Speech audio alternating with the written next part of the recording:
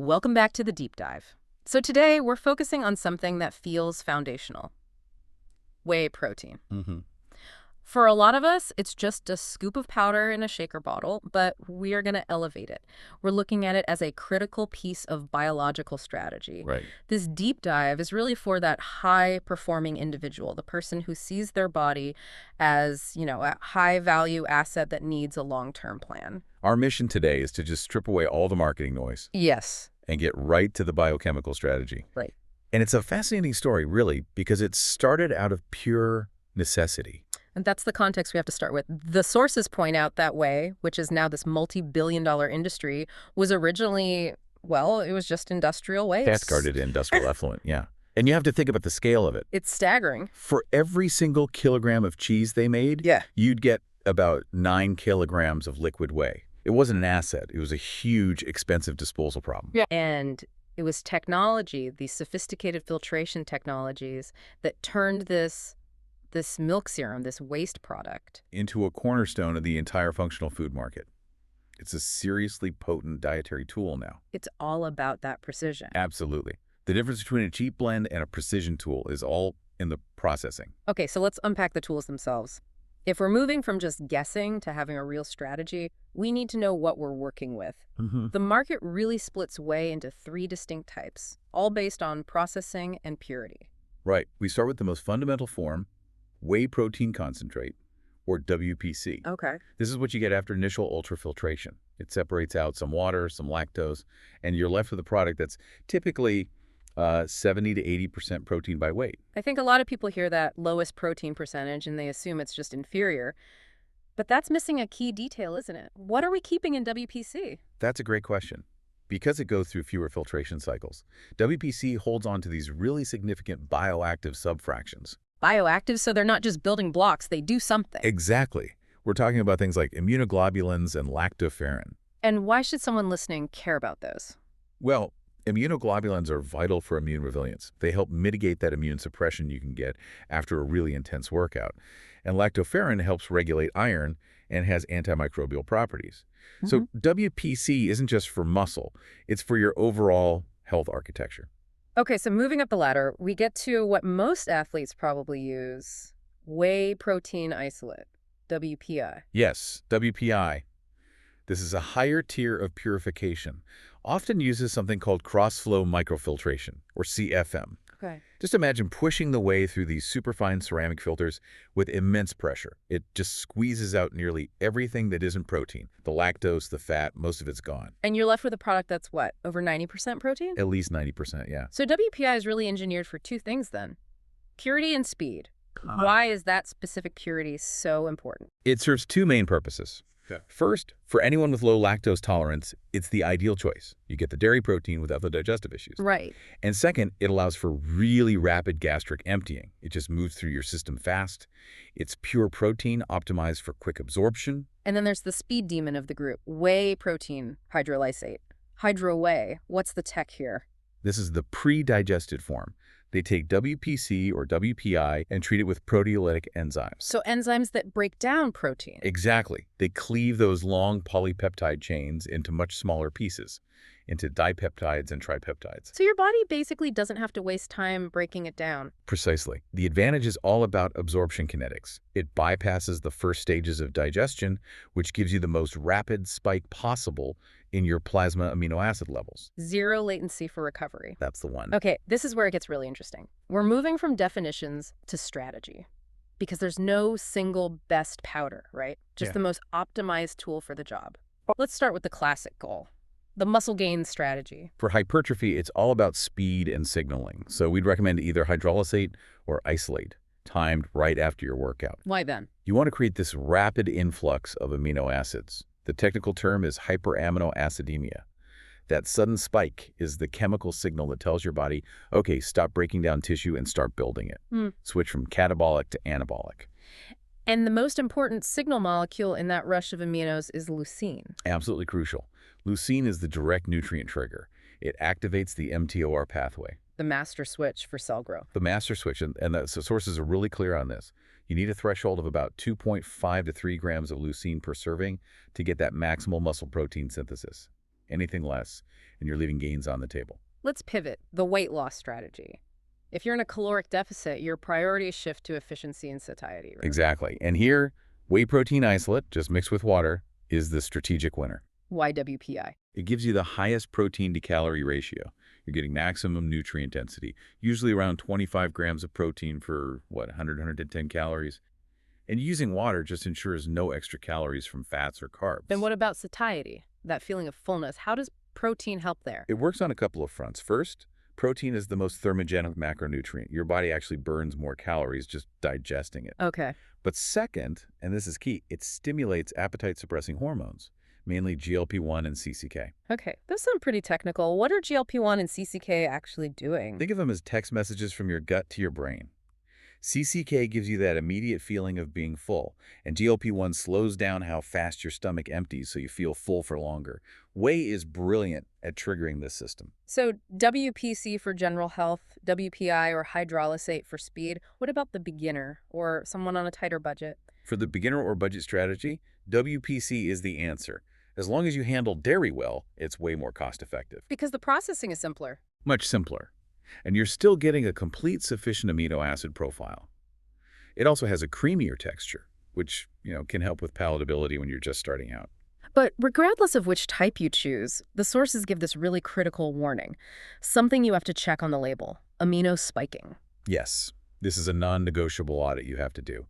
Amino spiking is this deceptive practice where companies add cheap, non-essential amino acids, things like glycine or taurine, To pad the numbers? to artificially inflate the protein count on the label. These aminos are cheap, and they show up as protein in basic lab tests, but they do next to nothing for muscle synthesis. So how does a listener protect themselves from that? Look at the ingredients. A quality powder has to list the specific whey, source isolate, concentrate, whatever, as the very first ingredient. If you see individual amino acids listed right after, alarm bells should be ringing. And look for third-party certification. Ideally, yes. Yeah. That's your best guarantee of quality. We tend to focus so much on muscle, but the sources talk about the pleiotropic effects of whey, its wider impact on health beyond just hypertrophy. This is where we get into treating the body as that high-value asset.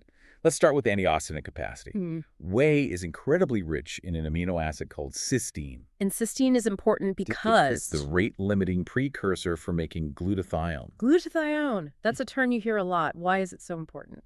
People call it the body's master intracellular antioxidant. It's essential for neutralizing all the free radicals you generate from intense exercise and just, daily metabolic stress. Keeping your glutathione levels high supports your immune system and helps you recover systemically. And those benefits extend to cardiovascular health as well. They do. When you digest whey, your body releases these bioactive peptides called lactokinins. Lactokinins. And they act in a similar way to pharmacological ACE inhibitors, the drugs used to treat high blood pressure. They can promote vasodilation, which is just a fancy way of saying they help relax your blood vessels. Okay, I have to ask about this one. The most pervasive myth in fitness nutrition: the idea that high protein intake wrecks your kidneys. Is that a legitimate concern? Look, for healthy individuals, the current scientific consensus firmly refutes that. It's based on decades-old thinking. So it's mostly a myth. But where did the idea come from? Well, a high protein load does increase the work the kidneys have to do. But healthy kidneys are incredibly adaptable organs. They're designed to handle it. Wait, so how do they adapt? They simply increase their filtration rate. It's a process called renal hypertrophy. The organ literally gets stronger to meet the demand. Now, the caveat is crucial. If you have any pre-existing kidney dysfunction, you must consult a doctor. But the fear of protein damaging a healthy kidney is just not supported by modern science. Let's talk about metabolic impact. You mentioned whey is insulinotropic. That might sound concerning to someone watching their blood sugar. It sounds concerning, but when you time it strategically, it's a huge advantage. Insulinotropic just means it stimulates your pancreas to release insulin. If you have a whey shake before a high-carb meal, it's called nutritional preloading, that insulin release actually blunts the blood sugar spike from the meal. It improves your glycemic control and insulin sensitivity over time. Before we get to how to use it, there's one more crucial point for a global audience. The halal consideration. Yes, and this is all about the cheese-making process. The key is the source of the rennet used to curdle the milk. Okay. If it's traditional animal rennet, and the animal wasn't slaughtered according to Zabiho rites, the Mm-hmm. proper Islamic method, then the resulting whey is considered haram or non-compliant. So what's the solution for compliant whey? Whey made using microbial rennet. This rennet comes from fungal fermentation from an organism like Mucormiae. Since it's not from an animal source, it's generally considered halal. But you have to look for the certification. That's the only real guarantee. All right, so the strategy extends right into the kitchen. It's not just about shaking it in a bottle. You have to respect the protein chemistry, specifically the denaturation rule. You really do. If you've ever tried baking with whey and ended up with a rubbery hockey puck, this is why. Whey proteins are heat labile. They don't like heat. They don't. Above about 70 degrees Celsius or 158 Fahrenheit, they start to denature and unravel. That's what leads to that horrible rubbery texture. So if I want to make high-protein pancakes, I can't just swap out all the flour for whey powder. Absolutely not. You'll get a brick. Whey has no gluten, so it has no structure. The formula is to replace only about a quarter, maybe a third of the flour with whey. You need binders like eggs, a leavening agent, and this is critical cook on low heat. Whey burns way faster than flour. So the safest application is probably the no-bake stuff? The no-bake energy protocol. It's foolproof. You just mix whey with rolled oats, a lipid binder like almond butter to hold it all together, and a sweetener. Then chill. It completely avoids the heat problem. And what are the classic solubility blunders? I know I've been guilty of making sludge before. Two main errors. First, never ever pour boiling water directly onto the powder. For your coffee or tea? Right. The thermal shock cooks it instantly, and you get lumps. You have to temper it first, mix the powder with a little bit of lukewarm liquid to make a paste, then add the hot liquid. And the second one? Avoid high-acid citrus juices. Orange juice, grapefruit juice. The low pH makes the protein lose solubility, and it just precipitates out into this thick, unpleasant sludge. Okay, let's nail down the final execution strategy. The sources provide a really clear roadmap, what they call the Sundried Roundup, with actionable budget strategies. Right. So for the listener who is on a tight budget, the strategy is all about prioritization. Focus on WPC. Buy it in bulk, those big 2-kilogram bags. You get the full amino acid profile you need at the lowest cost per serving. It's your foundational layer. Okay, what if someone has a bit more to spend, a limited investment, but they want to be tactical? Then you buy a high-quality whey protein isolate, but you use it exclusively for the post-workout protocol. Just that one shake. Just that one 30-gram serving within 30 minutes of your training. That way you're deploying your most expensive, fast-acting tool only when the body's demand for it is at its absolute peak. You maximize your return on investment. And finally, for the person with no budget limit who's looking for total 24-hour coverage. That's where you build a full ecosystem. Use Hydrolysate post-workout for the fastest possible repair kinetics.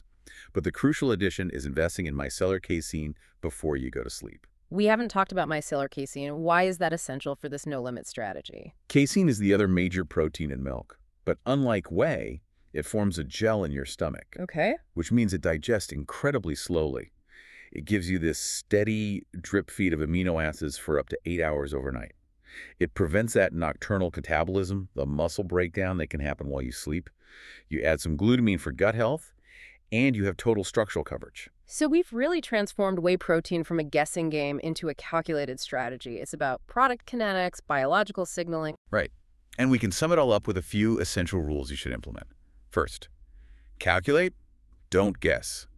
Figure out your daily protein target. It's usually between 1.6 and 2.2 grams per kilogram of your lean body mass. Second, timing matters. Prioritize that peri-workout window, especially the immediate post-training shake. Third, check for leucine. You have to have that 2.5 gram minimum to flip the anabolic switch. And the final, maybe most important rule, consistency is key. Right. It's not about one shake. It's not. Real biological change is cumulative. It's years of consistent training and nutritional support that get you the results. A perfect summary of the strategy. So here's a final provocative thought to leave you with, connecting all this modern science back to its roots. We're here optimizing for mTOR pathways in glutathione, but the origins of consuming whey go all the way back to 17th century European coffee houses. They had places called whey houses where people would drink the fluid whey for its restorative properties. Wow. So all our modern nutritional science is really just validating centuries-old wisdom through a precise biochemical lens. The knowledge has always been there. Now you just have the detailed tools to optimize accordingly.